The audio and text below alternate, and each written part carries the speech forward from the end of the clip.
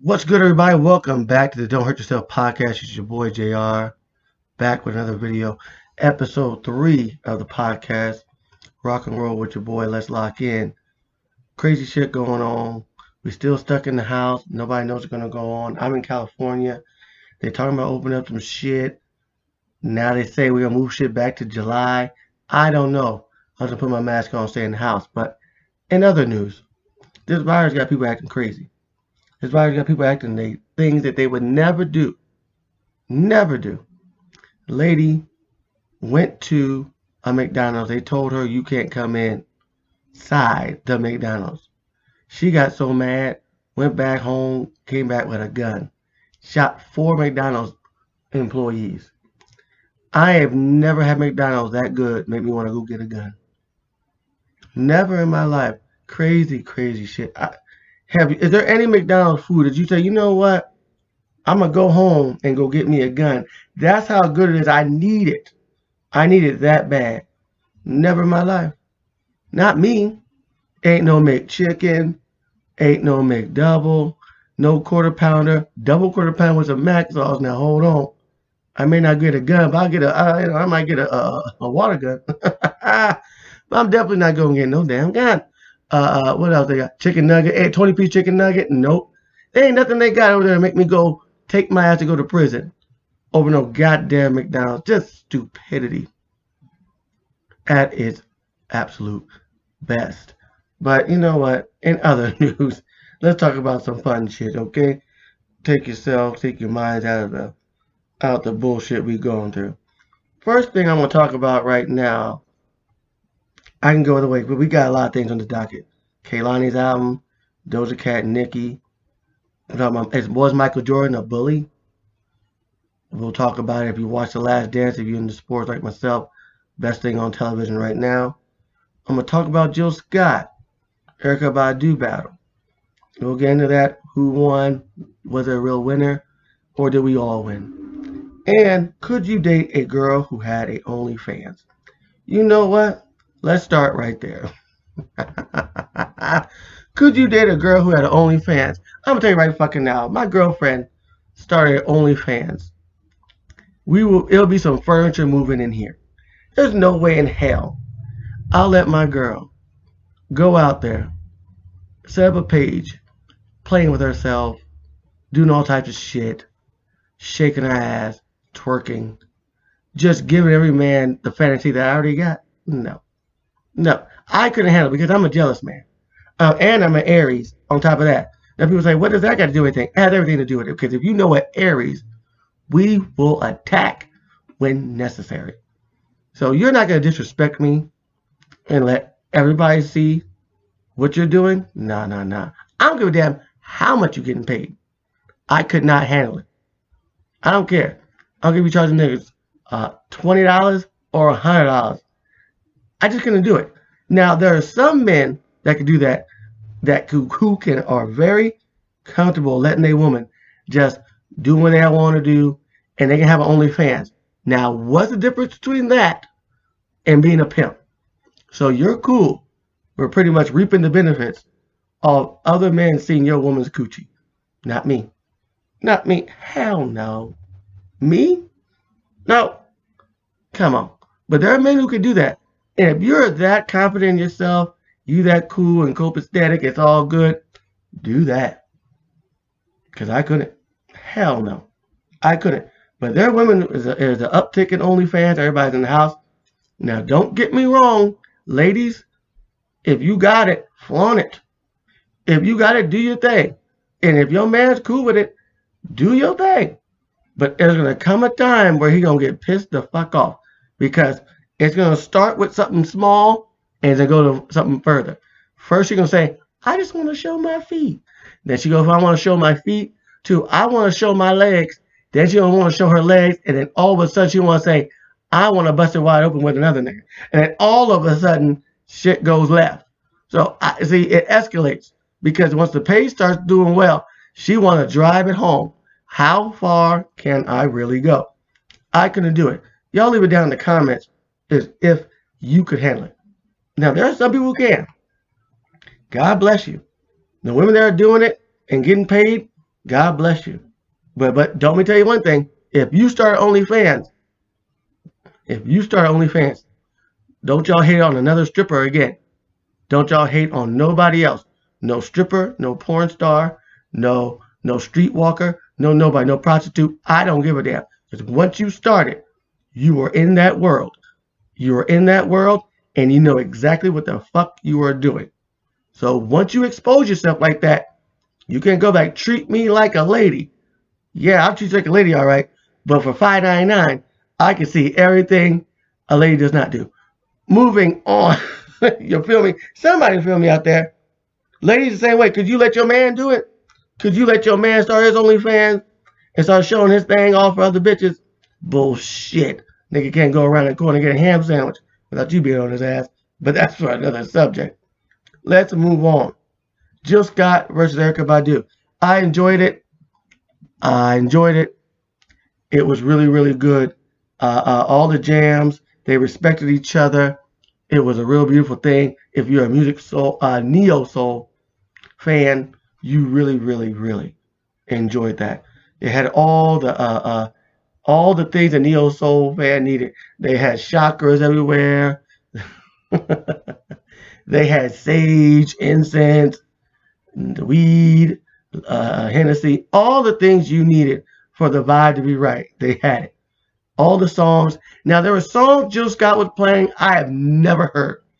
And I'm a huge Jill Scott fan. Songs I've never heard by her.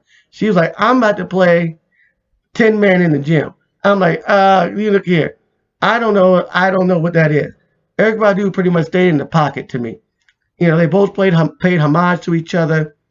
Sometimes they got a little too kumbaya, like, yes, queen, I love you. Ooh, we got it. A little too color purple for me. But overall, it was really good. But if I got to give a winner to somebody, it's Erykah Badu. It's Erykah Badu. Because Erykah Badu, she knows her jams. And song for song, Erykah Badu is the queen of neo soul. And I would say that Jill Scott's the princess. And right there. And I would say another person that I would love to do a versus battle that would be awesome if Erykah Badu did song for song with Maxwell. If Maxwell gets in this thing, then it's a whole other ball game. Because Maxwell's a bad motherfucker in neo soul. You had, okay, here it goes. And my top 3 neo soul artists. Erykah Badu, Maxwell, Jill Scott. Top 3. But there's a lot of other artists that were dope that started that whole movement. But overall, it was a great battle. There was no Hennessy thrown. Nobody was upset. There was no anger. It was all peace and love in the comments for the most part. I saw some nigga try to ask Jill Scott if she could do that thing with the microphone that she does. Like she was going to do that on IG Live for the first time. Golly, niggas will do whatever the fuck they want to do. Doesn't even matter. They just do it. Jesus Christ. Trying to have a peaceful neo soul moment. And they do it anyways. Jesus Christ. But overall, I loved it. Now, let's go to Doja Cat and Nicki Minaj. Number 1 on Billboard. Gotta give it to them. They surpassed Beyonce and Megan Thee Stallion for the Savage remix. Both 1 and 2. So we all win. 4 black women on the top 4 on the Billboard. Top 2. 4 black women top 2 on the top 100 on Billboard charts. Hot 100 for the first time in history. So we all win in this. We all win. There's no losers. But I'll tell you one thing. I give the Barbs all the credit. The Barbs, they waited on Nicki. Y'all say, y'all think we forgot? You think we forgot who Nicki Minaj is? Watch this. And they support the fuck out that song. Beyonce, we know, don't promote. Meg Thee Stallion promote the shit out the song. I give her credit. I bought a vinyl album of the remix that I should be receiving soon. I hope. Got the digital one. Downloaded that. So I support my artists that I like. Say So remix to me was cool. I didn't think it was better than Savage, but I give credit when credit is due. And we all win in this. If they flip next week where Savage is number 1 and Say So's number 2, I could see that happening. I could see Say So staying number 1. So all right with me. Like I said, we all win. Nicki fans, Doja Cat fans, and if you're a real Doja Cat fan, You go back to so high, so high. Okay, we go back with Doja. I'm happy to see her growth. I'm happy to see her success and watching her do her thing and getting better and better and better. Bigger fan base she has now. She's growing her brand, and people are starting to really, really know her now. And that's a beautiful thing. See, once you're a fan of somebody, watching their growth is the best thing.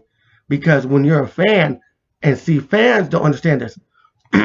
When you're see, stans understand when you watch somebody and you've been a fan of theirs since they were day one, A1, day one, and you see a little success, and they grow a little bit more, and then a little bit more, and then they make it, and they get a top 5 hit, then a number 1 hit, then they get a Grammy, then they're like, you know what?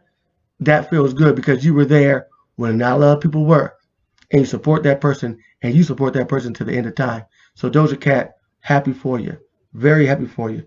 Many, many, many times, me and my girlfriend has put one in the air to some Doja Cat. So thank you for that, Doja, and congrats on your success. Now let's talk about this right here. Going to my sports fans, getting to the sports section of the show. Was Michael Jordan a bully? Episodes 7 and 8 pretty much show that he was. He was a bully, but there was a method to his madness, in my opinion. Michael Jordan had to be a motherfucker to win. He had a competitive nature that was unlike anybody else in the league, where I don't give a damn about your mama, I don't care about your daddy, and I don't give a damn about your grandparents. All I give a damn about winning this damn championship. Are you in? Are you out? I don't care how you feel about it. I don't care how I have to cuss you out, your wife, your kids, kids. Michael Jordan was a maniac when it came to winning. And the one thing about winning, when you taste it one time, you want it 2, you want it 3, you want it 4, you want it 5, and you want it 6. And it's just a thing that it just grows and grows and grows. And it was just the beast in him that made him the GOAT, the greatest of all time. It made him 6-0 in the finals, 6-0, 6 finals MVPs, all the playoff appearances, all the points scored, all the accolades he got, 5-time MVPs, 10 scoring championships, defensive player of the year. You know, the list goes on. He's the greatest of all time. It was a privilege watching him. I don't think my opinion of him does not waver. I knew this when I was a kid. There's no way in hell you could be that great and not be a little crazy to do what you got to do. There's no way in hell. So I already knew this. To be a champion, you got to do things a little different. You got to do that. Now, some people's approach a little more nicer, like LeBron. Jordan is not. Jordan is like, LeBron is, hey, you do your job, I'll help you, you help me. Jordan's like, you're going to do what the fuck I want to do or get the fuck off the team. It's like 2 different parents. Some people have timeouts. Some people tell you sit the fuck down. And Michael Jordan will sit the fuck down. That's who Michael Jordan was. Different strokes for different folks. But did you enjoy the ride? Did it take you to the promised land? Did it take you to the destination you wanted to? Okay, ride my coattails, ride my back, and I'll take you home. And that was Michael Jordan. Now, back to episodes. Let's go to episode 7 some more. Now, his dad's death, I'm glad that he got into that. They kind of got over it pretty quickly, I can tell, but to hear him talk about his father, how it impacted him a lot, and it impacted him so much that pretty much that was the straw that broke the camel's back, where I'm done, all this media shit, y'all think I'm a gambler, y'all think I'm this and that, my dad's dead, so to honor my dad, I'm going to go play some baseball. We knew that, but he really loved baseball. And to watch other baseball scouts say, if you gave him some more time, he would have been okay. Everybody always used to joke about Jordan that he hit 200 in the major leagues. Now, in the minor leagues, but think about it, he had to play baseball since high school and played 10 years of basketball. Hitting 200 ain't that goddamn bad. Because I know my black ass go out there right now swinging a miss quickly with the quicks. But, hey, he did it. He got it out of his system. They had to strike. He comes back. They lose in 95. That's one of the saddest days of my life. Watching Nick Anderson steal the ball from Michael Jordan, my hero. I never cried so much in my life, to the point where I tore Michael Jordan posters off my wall as a child. That is another video for another fucking time. But moving on to 96 season, they start kicking ass. Kicking ass. 72-10. 72-10. You get through everybody, and at the end of the day, now you got to play Gary Payton, Vin Baker, Sean Kemp, Detlef Shrimp, Sam Perkins. Oh, I remember. Okay, I remember the team. 1996. They go up 3-0. But the best part of the whole doc on Sunday was when they showed Mike the video of Gary Payton saying, "Oh yeah, they got us 3-0, but in games 4 and 5, I locked his ass down." Mike was like, "Nigga, please, you ain't done shit. You ain't locked shit down over here. What the fuck you talking about?" He started laughing from the top of his lungs and just say, "Nigga, please." That lets you know the arrogance. It's the arrogance, but I can back it up. And he will never give people the credit they deserve because in his mind, you're lucky to be on the same court as me, and you knew I'm going to whoop your ass. And you know you about to get this work. Yeah, we'll give you this. Look, we're up 3-0. You went back home, got two games. We come back home, and we beat your ass. But the best part was on that, because I remember like clockwork, June 16th, 1996, when he won that chip. 97, 96, when he won that chip for his dad on Father's Day. Beautiful thing. When he fell on that ground, those are real tears right there. Because that's the first time his dad didn't watch it. First time his dad never saw him win a chip. It had to be a sad day. Had to be very, very bittersweet. But I can't wait for the next one when they really lock in and talk about the best series they ever had. Game 7 in Indiana, 1998. Michael Jordan versus Reggie Miller. Two people who did not like each other, who wanted to kill each other to get the chip. One of the best games ever, one of the best series ever. Intense, and I hope they talk a lot of shit. So the last 2 episodes on Sunday, and I hope y'all watching this because it's been awesome. We ain't got no damn sports. We may not get them all year. We do not know. We do not know. But last topic on the docket. I'm gonna give you my favorite 2 albums in R&B right now. My favorite 2 albums is Kehlani and JoJo. JoJo's new album, incredible. Kehlani's album, incredible as well. Depending on what you like and what your vibe is on you. But those are my top 2 in the running for best R&B album for 2021 Grammys right now. But right now I'm giving you my review or my favorite songs from Kehlani's album. It was good. It was good till it wasn't. It was good until it wasn't. Let me tell you something. That motherfucker been through some shit. If anybody said it was good till it wasn't, it wasn't. That's the album title. That's how you know it's going to be good. Because it just sounds ignorant enough. If an album title sounds ignorant, get ready. Just get prepared. It's all right. Do it. And Kehlani did that shit. And the album cover should have told you that she was coming through. And I ain't going to go no more about that because I ain't trying to get my girl yelling at me. But that's a whole other topic. But I'm going to tell you my favorite songs off the album. Can I with Tory Lanez. Tory Lanez is on a roll right now. That song, him and her, vibes. The whole album is just a vibe. There's not much that you need to go. You feel it. You do what you want to. You could drink to it. You could smoke to it. Okay? You could chill to it. You could do whatever the hell you want to it. Kick it. Yeah, you could, you and your girl could do some, to it. Hey, it is what it is. Water is self-explanatory. Water is a bop all day long. Change Your Life, feature Jhené Aiko. Come on.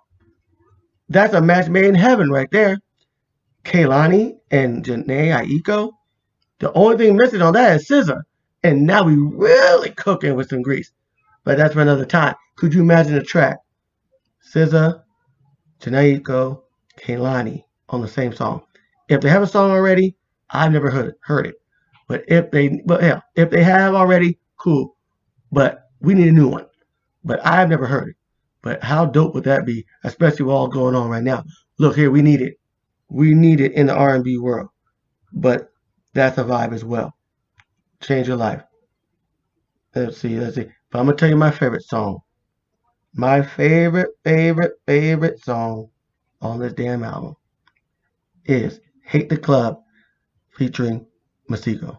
I'll tell you right now, I played this song about 800 million times. Okay, 800 million. That song is incredible. That's the best song. That should be the next single. Push the shit out that shit, Kehlani. Do it. Another woman on the come up, just paying dues, doing her thing, just another win, another notch, just going up the scale right now, just going doing her thing, low key, but no, we ain't talking about no dating stuff. We just talking about the music. Now, the Shade Room do their thing, but Kehlani just be doing her thing. Kehlani just be in her own groove. She be in her own zone, in her own lane. And I like that. I like that. This album, I can see it getting a Grammy. I can see it getting a Grammy. I'm telling you right now, 2 albums you should get. This one is one of them, and JoJo's new album. But these are neck and neck for R&B Album of the Year, female, 2021 Grammys. Look here, everybody. Thank you for tuning in to the Don't Hurt Yourself podcast. It's your boy JR. Hope you come back again. Like, comment, subscribe. It'll be much appreciated. Hit your boy up on Smitty486 on Instagram, and I'll see you next week.